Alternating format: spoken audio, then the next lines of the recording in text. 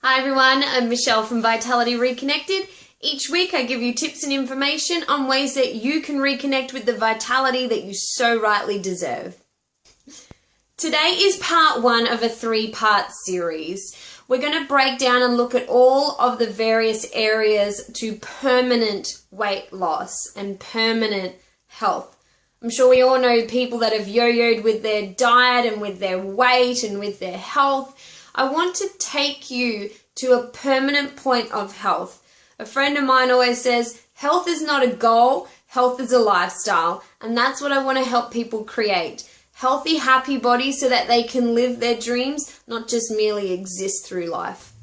So the main tips that I want to give you on nutrition today is, first and foremost, stop counting calories.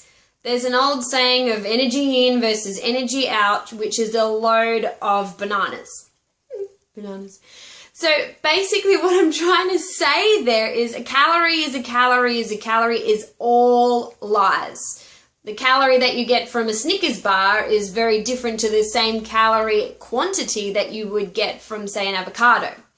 What we're looking at is quality in versus quality out. Most people aren't even aware that just while we're sitting here doing nothing, just to keep the lights on in our body, we need 50 to 70% of all available energy on board to keep our brain going, to pump blood around our body, to digest. We're doing all of these things automatically without even thinking about it. So we need a lot of energy just to do that. So stop counting calories, because all that's doing is adding stress and not actually helping you with your health in any way, shape or form. Tip number 2 is eat real food. Now I've got another video on understanding nutrition which might help you a little bit more here, so I'd go back through and have a bit of a look at that one. Bottom line is, if it's not organic, I wouldn't eat it. And tip number 3 for you today is stop listening to naysayers and so-called experts. There's always going to be someone that tells you what you're doing is wrong, this isn't a right way to go about your health, but you need to start trusting that inner voice within. If something you eat makes you sick, if something you eat gives you an adverse reaction, then stop eating it. So, for example, we had a little joke because I used the word bananas as a swear word. But what I'm actually saying there too is, for me personally, when I eat bananas, I get a headache. We don't match very well together. But if you read all of the educational books, you'd go, oh, well, bananas are good for you. But if I was not listening to that inner wisdom within my body, I probably wouldn't put 2 and 2 together. So make sure that you listen to your own inner wisdom.